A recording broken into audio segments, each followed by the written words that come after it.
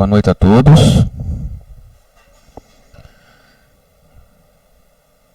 Espero que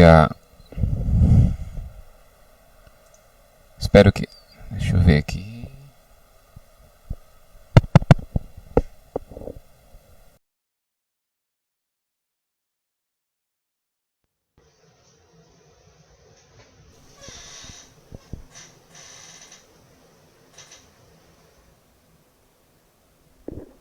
Alô?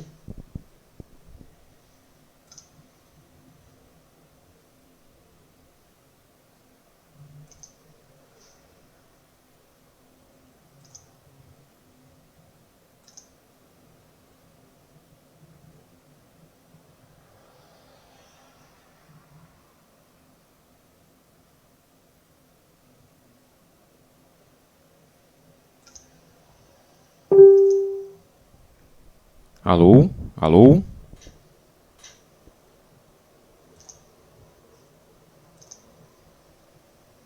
Estão me ouvindo?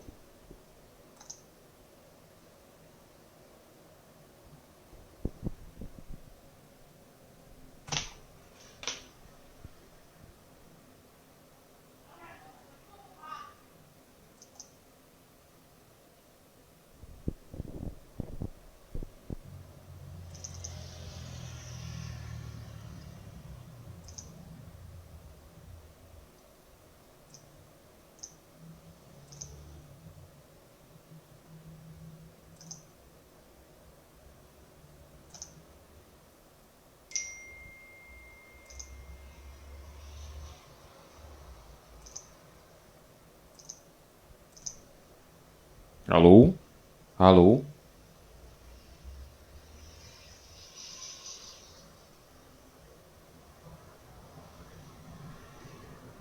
Estão me ouvindo? Tá tudo bem o som?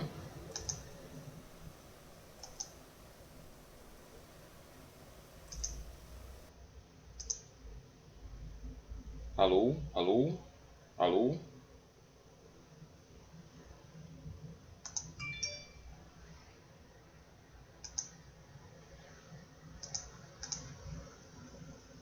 Alô?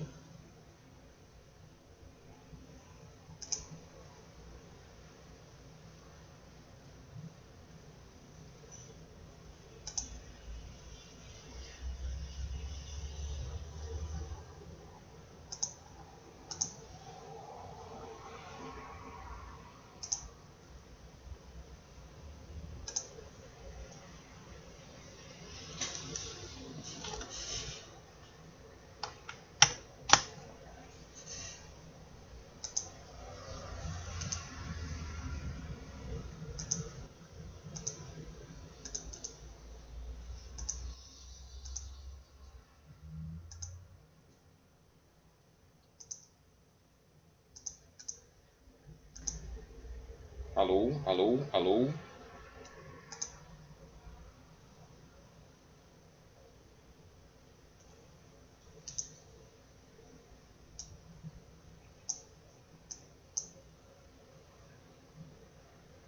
Alô?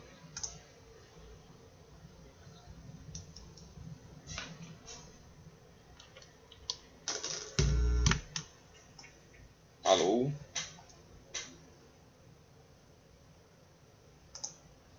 Alô?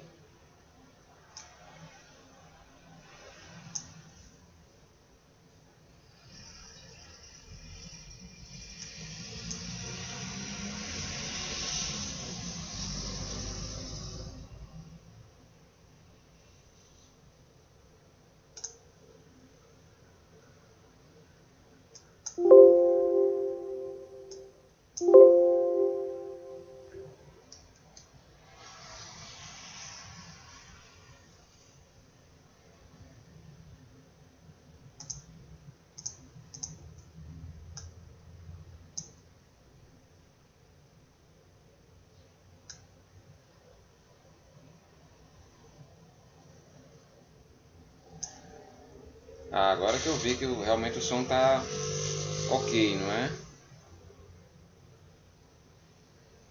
Ótimo, ótimo. Vamos aguardar o pessoal chegar, as outras pessoas chegarem para a gente dar início ao nosso estudo.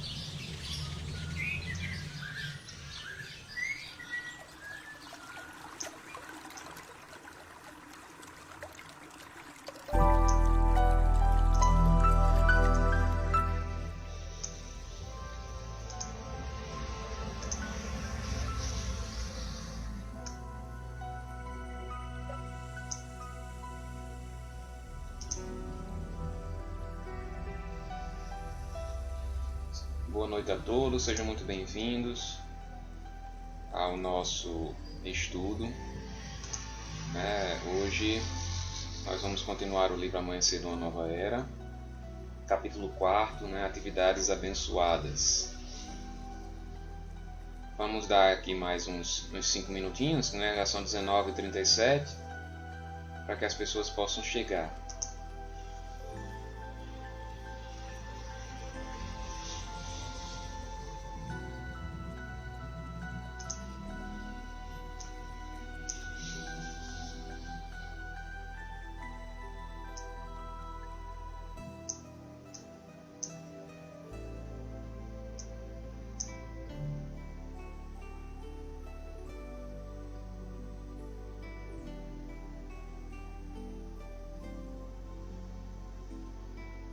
Está sem som realmente? Vocês estão ouvindo? Aqui que aparentemente está tudo ok.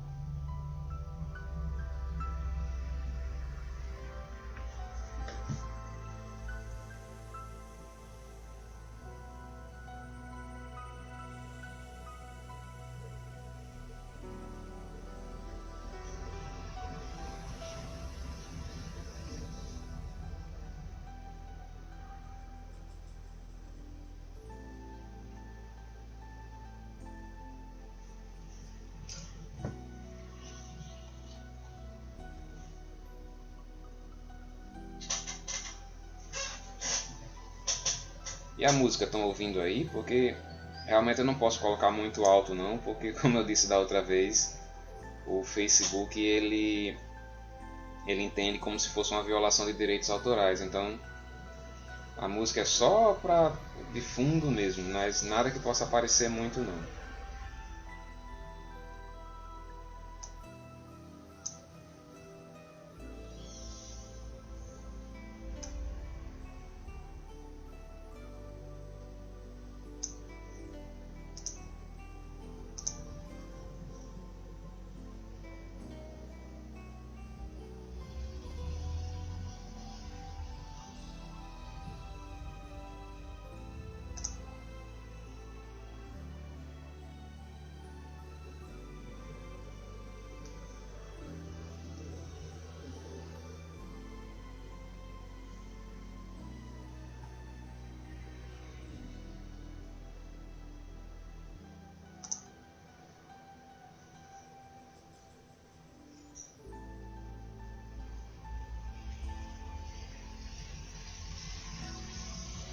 Bom,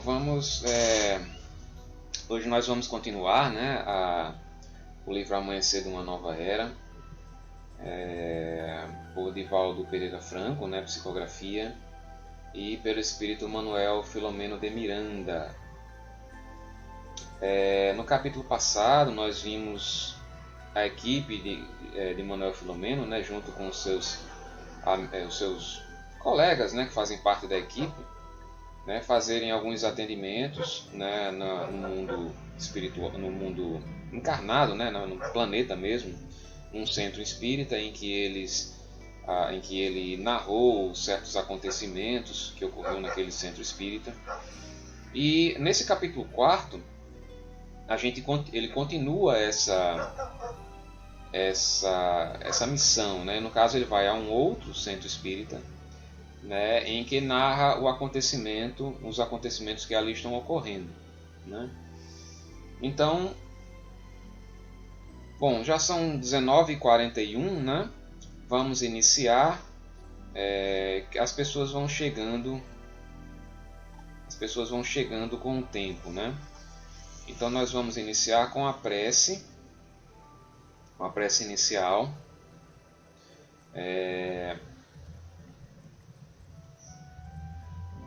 Vamos fazer uma prece mesmo simples,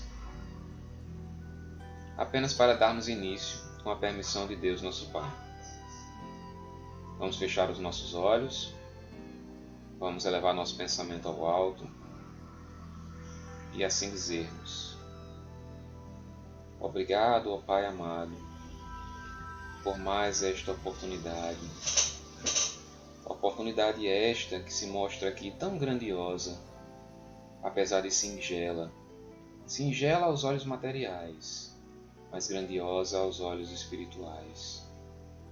Obrigado, Senhor, por mais um dia de lutas, trabalhos, vitórias, horas difíceis e angústias passageiras. Obrigado, Senhor, por nos dar força e coragem para enfrentarmos esses problemas que nos aparecem diariamente, principalmente esse momento de turbulência que nós nos encontramos vivendo neste momento, em que muitas pessoas estão angustiadas, estão aflitas, necessitando de oração.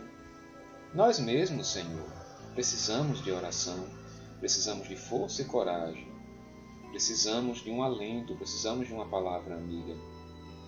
Mas sabemos, Senhor, que Tu estás sempre ao nosso lado, através dos nossos queridos espíritos amigos, que estão sempre conosco a nos mostrar o caminho do bem, o caminho que leva ao nosso Pai maior.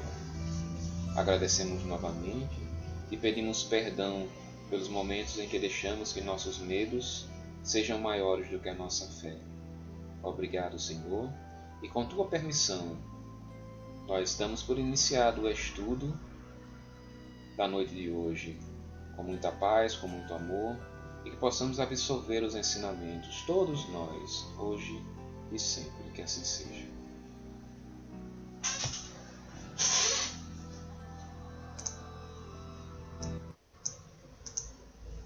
Bom, gente, vamos continuar aqui o estudo do livro Amanhecer de uma Nova Era, como eu já falei, já fiz uma pequena introdução, né? E vamos começar.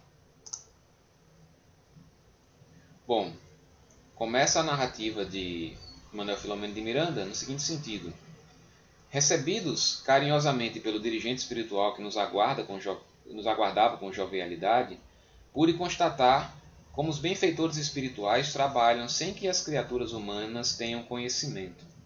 Distantes de qualquer sentimento de receber gratidão, operam ininterruptamente pelo bem do próximo e pelo progresso moral da sociedade. Quando for melhor entendido esse concurso espiritual, no intercâmbio consciente das energias dos habitantes dos dois planos, muitos males serão evitados pelos viandantes da argamassa celular. Bom, gente, esse primeiro slide aqui, essa primeira passagem que Manuel Filomeno nos traz, ele louva, no caso aqui, aos benfeitores espirituais, né? Aos nossos queridos amigos espirituais que estão sempre conosco. Eles estão lá, né, a nos auxiliar sempre e principalmente de forma gratuita e sem a necessidade, eles não sentem essa necessidade de receber qualquer sentimento de gratidão, né? Então eles operam ininterruptamente pelo bem do próximo, pelo progresso moral da sociedade, mas eles não estão lá para receber os louros, né, desse trabalho, mas estão simplesmente pelo amor que eles sentem pela humanidade, pelo amor que eles sentem por nós, né? Então é muito gratificante saber que, principalmente numa situação que o mundo vive hoje em dia, né, e que está vivendo nos últimos anos, ainda está vivendo, em que nós vemos muitas coisas feias, né, muitas coisas ruins que partem do ser humano, né, coisas que a gente fala assim, essa determinada atitude é desumana, né, não chega nem a ser humana, né, mas é gratificante saber que existem essas criaturas que estão ao nosso lado, né?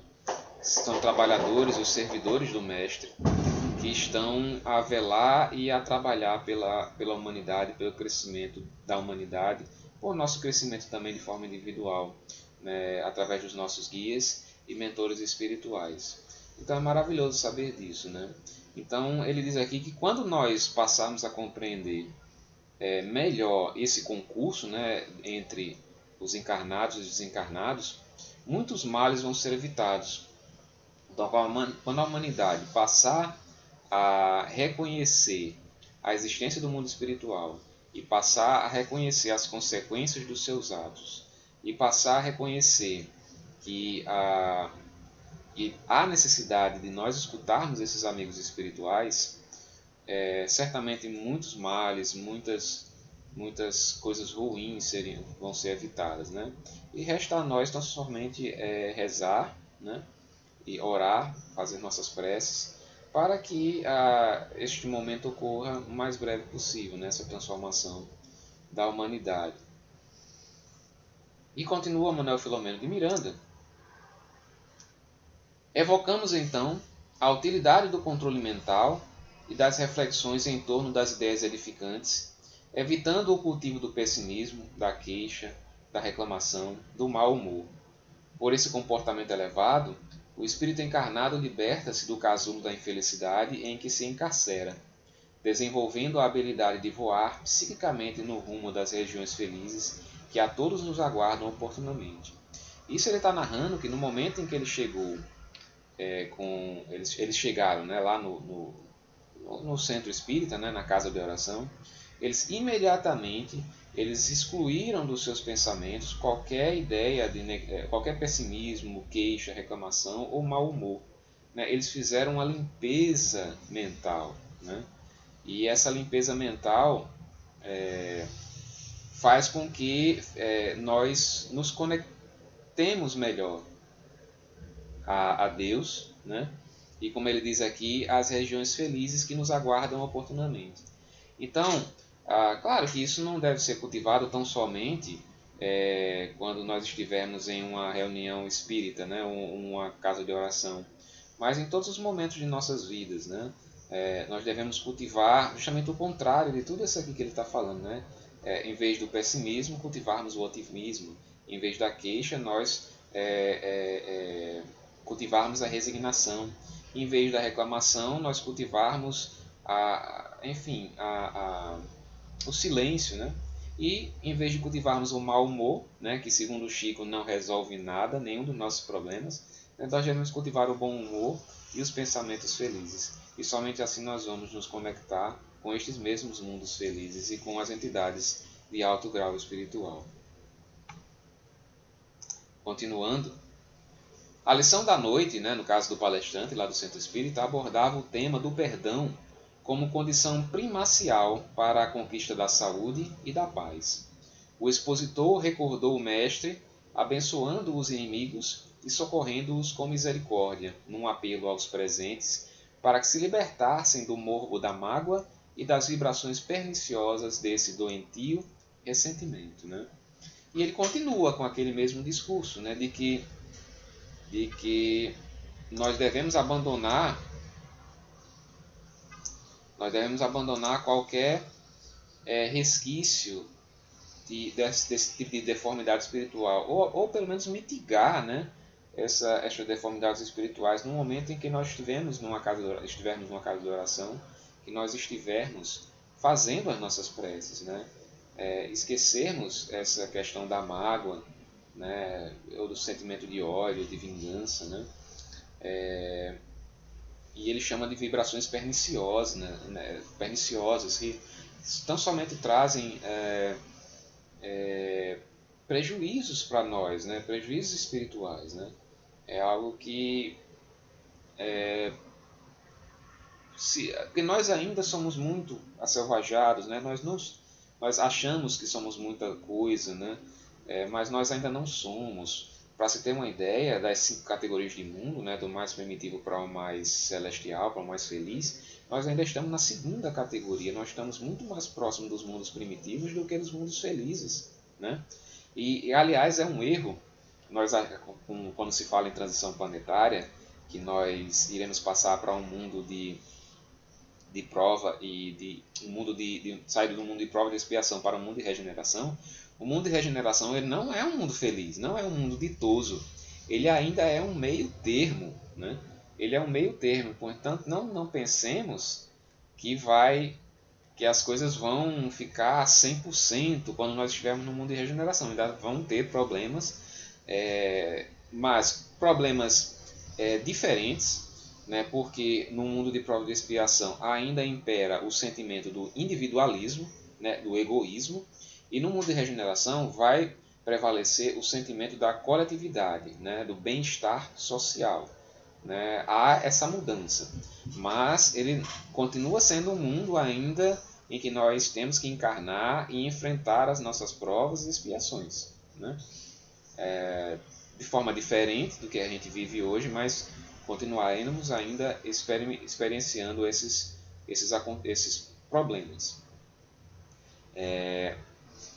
Mas aí quando ele diz aqui que nós devemos pelo menos nos esforçar para nos livrarmos desse sentimento de mágoa, né?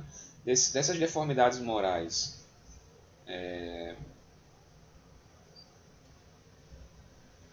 Boa noite, Laura. Boa noite a todos que estão chegando aqui. Boa noite, Paulo. Laura, esse é o estudo, sim, é o vídeo de hoje. Nós estamos ao vivo aqui.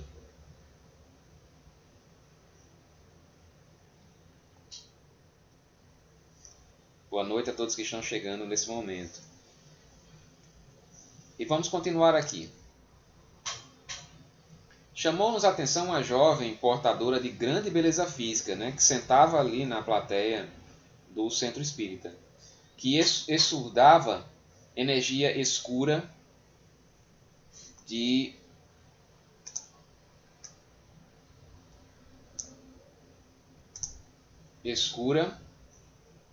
natureza pestífera, defluente do pensamento atormentado e dos vícios a que se entregava. Podemos perceber que se tratava de uma jovem acompanhante de cavalheiros solitários, que vivia do hediondo comércio do sexo sem responsabilidade. Ele identificou uma jovem, muito bela, né, que sentava lá na plateia do centro espírita, e ele pôde perceber, né, pelas informações que foram repassadas a ele, que se tratava de uma moça que vivia da venda do seu próprio corpo, né? E ele continua dizendo: simultaneamente, dependia de um explorador profissional que a exauria e a quem se entregava em busca de carinho na terrível solidão que sofria. Então, ela, além de vender o próprio corpo, ela era explorada, né, por um rufião, né, que ela, enfim, como ela vivia num mundo muito solitário, né, inclusive essas, que é justamente que eu tenho ideia, assim, que eu não tenho muito conhecimento, mas me parece que essas pessoas vivem num mundo muito solitário, né?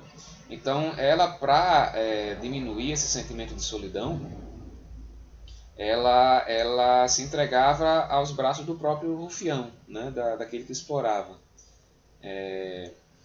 E achava que isso, que havia um certo retorno da parte dele, né?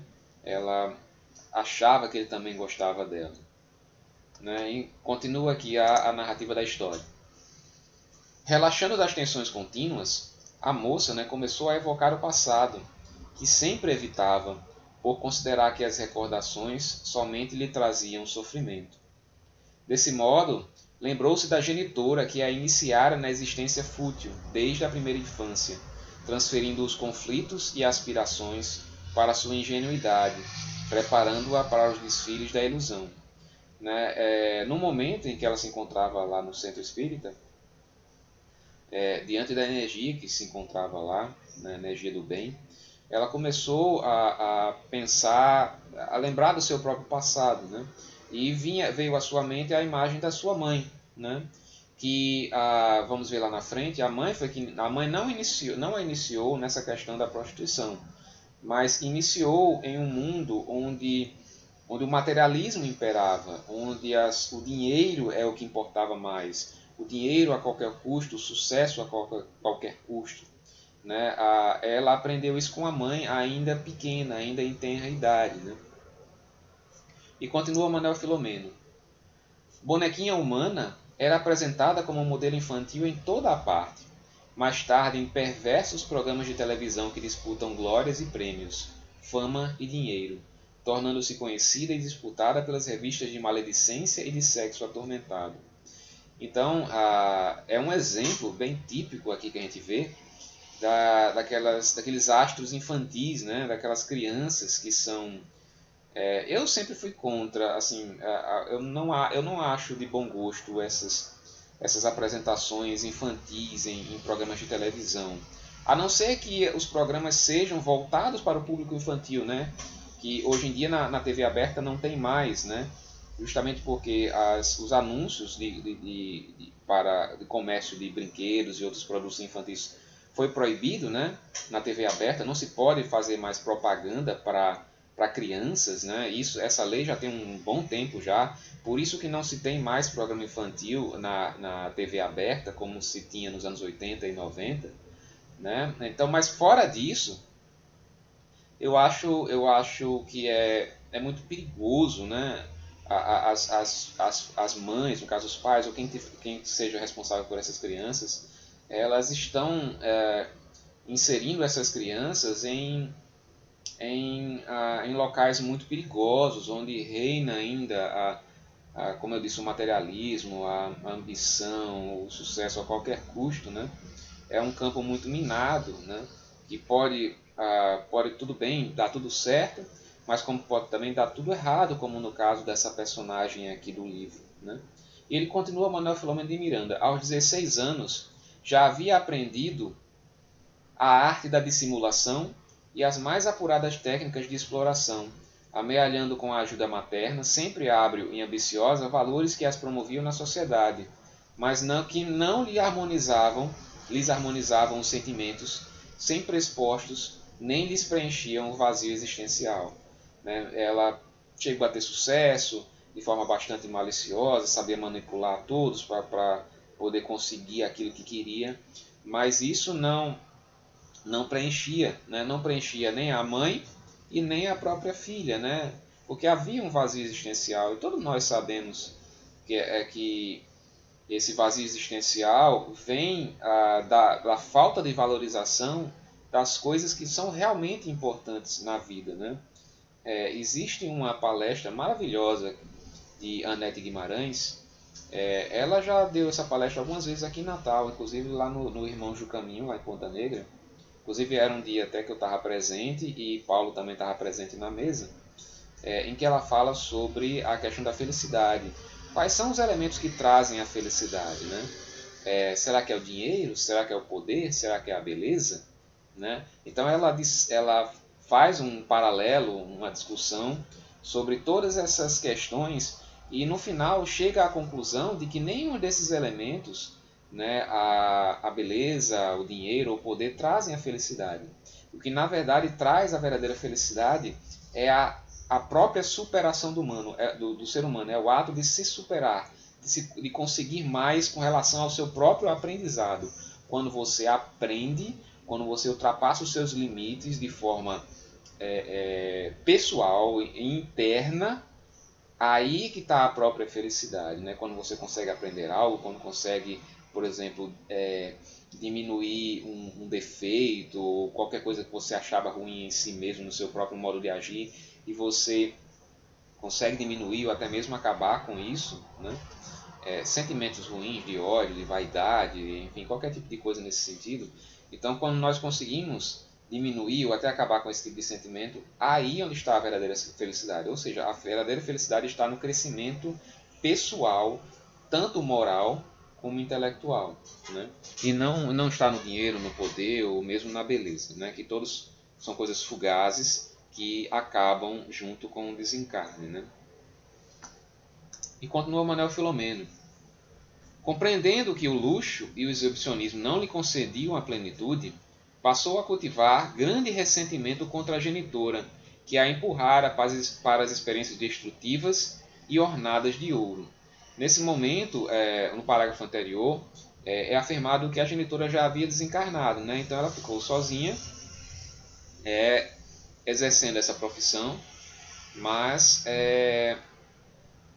adentrou depois na questão da prostituição, né?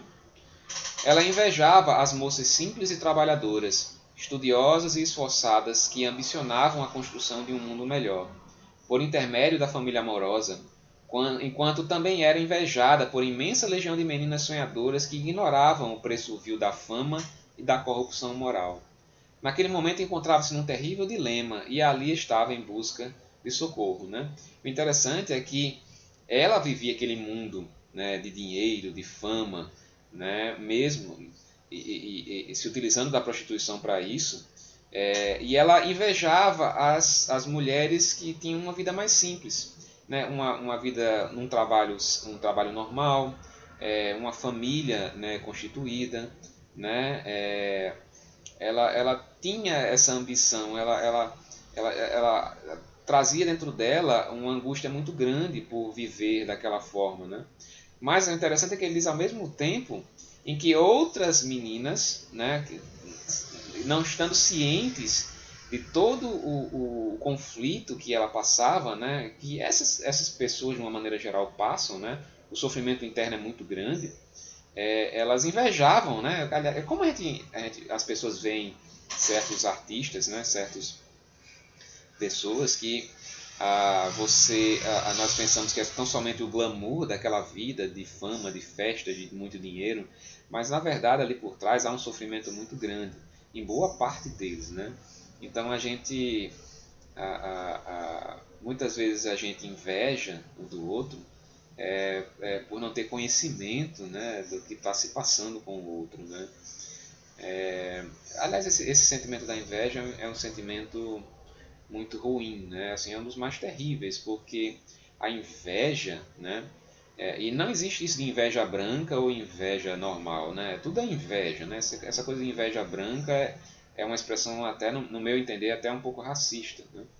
Mas a inveja, o sentimento é de destruir aquilo que o outro tem, né?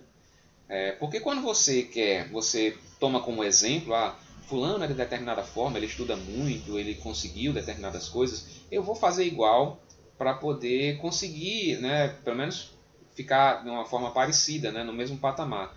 Mas a inveja mesmo, no sentido próprio da palavra, ela não quer, ela quer tomar aquilo que é do outro, tirar do outro e tomar para si, que fique com você aquilo que é do outro e o outro fique sem nada, né? É terrível esse sentimento do ser humano, né?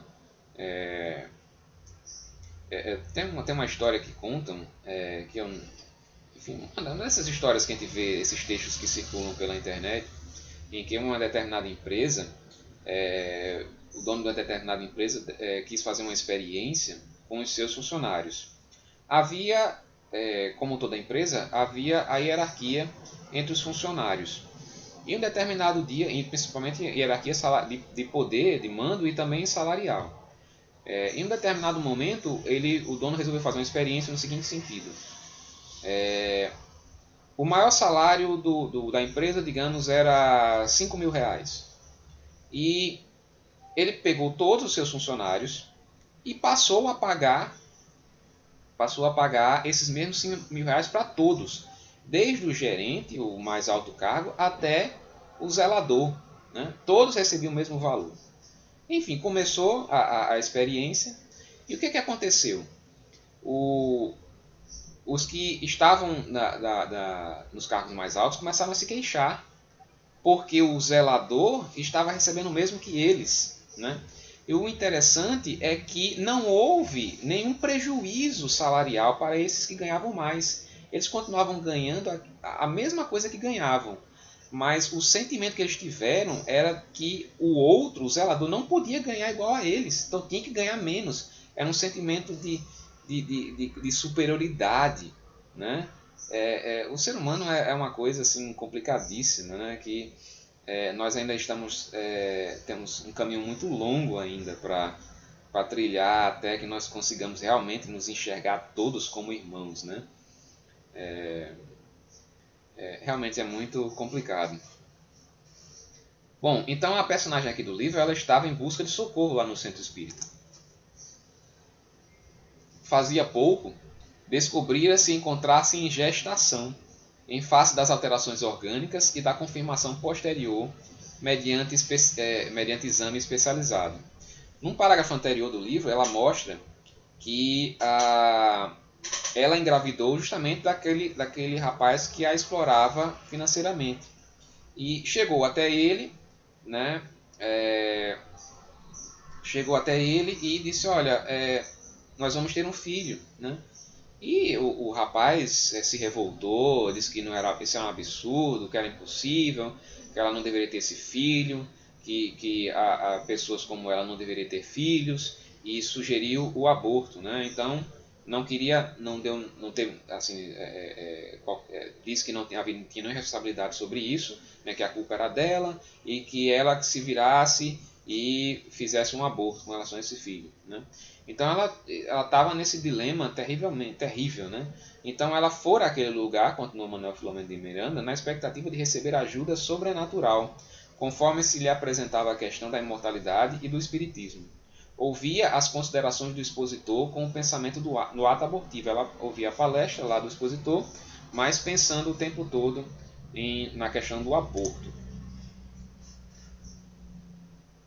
E continua Manuel Filomeno. O que nos surpreendeu foi a palavra do mentor, explicando-nos que o espírito em projeto de reencarnação era a própria genitora de volta. Então ela estava grávida.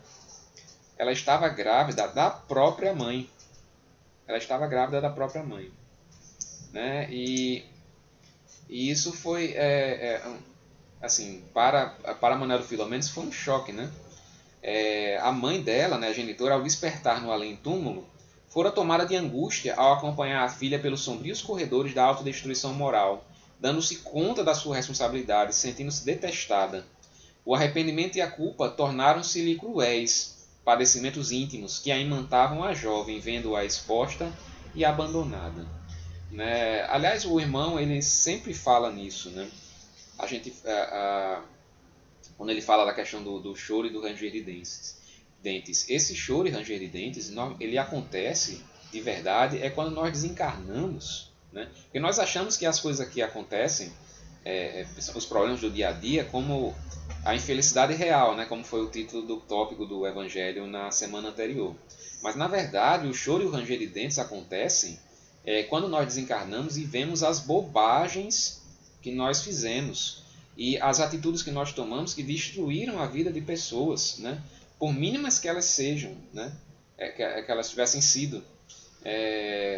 E o arrependimento, o remorso, o sentimento de culpa vai tomando conta de nós e nós queremos voltar de qualquer maneira, né, para podermos reparar esses erros, né? E o que acontece na maioria das vezes é que nós voltamos com esse sentimento, mas chegamos aqui, esquecemos de tudo e tornamos a fazer as mesmas coisas, né? Mas, enfim, esse é o ciclo da vida, né? Que Deus é tão bom, né? Que não nos condena a penas eternas por conta de uma única vida, por conta de erros que cometemos em uma vida. Né? Ele nos dá sempre a chance de nós recomeçarmos em outras vidas, né? A fim de que nós possamos corrigir os nossos erros. Né? E isso é maravilhoso, isso é uma demonstração da bondade infinita de Deus. Bom, tratava-se de uma trama infeliz e muito complexa. Como, porém, ninguém se encontra a sós ao abandono, o seu guia espiritual, que se esforçava por melhor ajudá-la, no momento em que passava pelo edifício de nome conhecido, inspirou-a a saltar e buscar socorro, o que a fez mudar o curso das atividades daquela noite. Né? Ela não tinha ideia nenhuma, assim, ela estava naquele conflito com relação ao aborto, com relação a todas aquelas coisas, e passou em frente ao centro espírita, viu a placa. Aí o mentor espiritual dela, né, que como nós sabemos, nós temos nossos queridos amigos que estão ao nosso lado, né, independentemente das vidas erradas que nós temos, eles estão lá, eles podem até se afastar em determinado momento quando nós somos recalcitrantes, mas eles estão lá, mesmo à distância, nos observando. Inspirou aquela mulher a descer do carro, a parar o carro, descer e entrar no centro espírita, né? Muitos auxílios acontecem nas casas espíritas, nas casas de oração, acontecem dessa forma, né? Os amigos espirituais, eles fazem com que nós mudemos o pensamento, né, através da intuição, e faz com que nós procuremos o caminho do auxílio, o caminho da ajuda, né?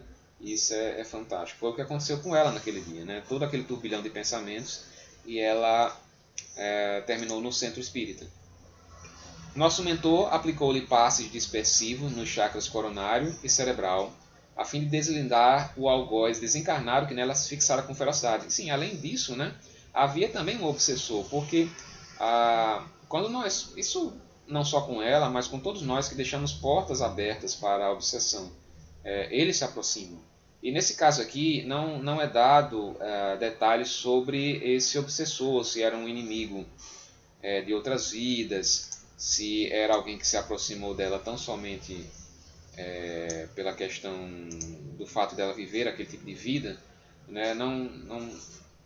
Não dá esse tipo de detalhe. Mas enfim,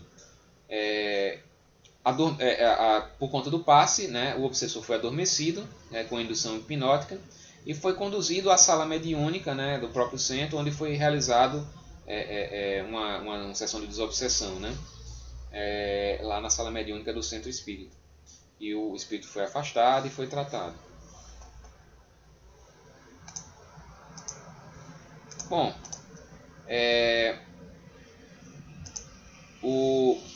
o capítulo se encerra aqui de uma forma até, digamos, até um pouco abrupta, né? Mas é basicamente isso. Esse capítulo é basicamente para falar sobre a questão dessa moça, né? Dos auxílios que nós recebemos, né? Nas nossas vidas, e que muitas vezes nós ignoramos, né? Nós achamos que não estamos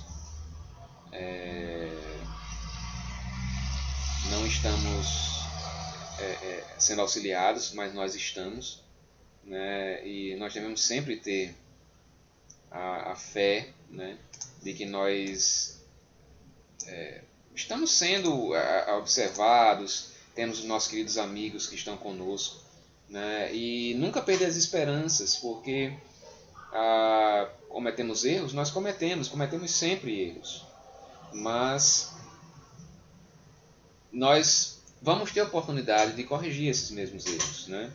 O que nós não podemos é ficar recalcitrantes nos mesmos erros, né? Sendo reincidentes nos mesmos erros, porque isso vai fazer com que nós soframos as consequências da lei divina, né? Porque Deus é bom, é misericordioso, é sim, mas Ele também é justo, né?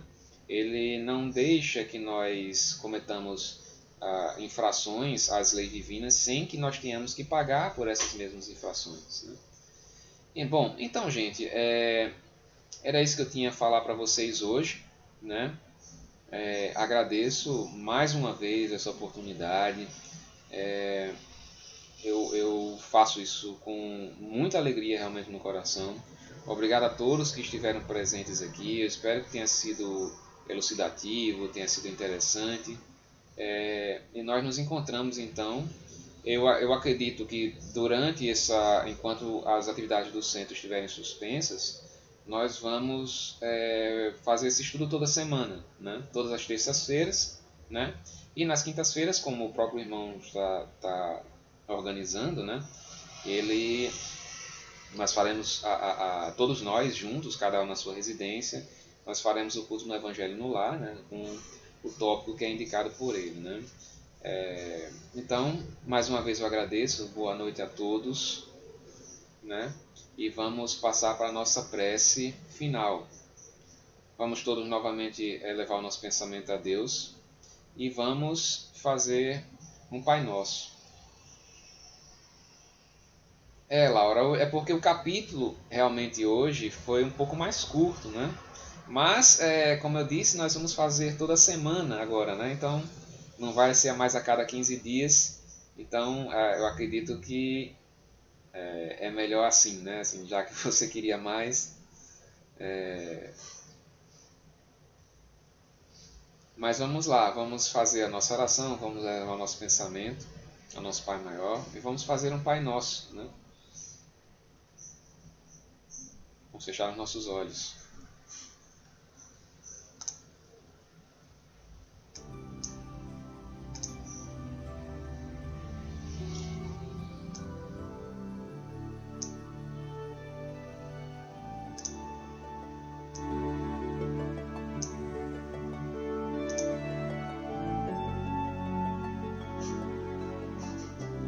Pai nosso que estais nos céus, santificado seja o vosso nome. Venha a nós o vosso reino.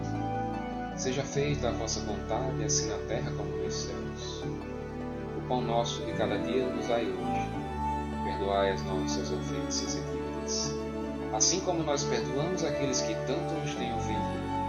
E não nos deixe cair em más tentações, mas livra-nos, Senhor, de todos os males. Porque teu é o reino, o poder e a glória para todos sempre. Perdoa, ó meu Senhor, pois que pequei, por orgulho, por egoísmo, por vaidade e também por falta de caridade. Auxilia-nos, Senhor, a não mais voltarmos a falir. Dai-nos a coragem necessária para corrigir as nossas faltas. Com esta prece, Senhor, te pedimos permissão para dar por encerrado o estudo na noite de hoje, da paz, com muito amor, que possamos ter uma noite de sono, tranquila, de forma a nos refazer para o dia seguinte, sempre contando com o auxílio dos nossos queridos amigos espirituais. Que assim seja.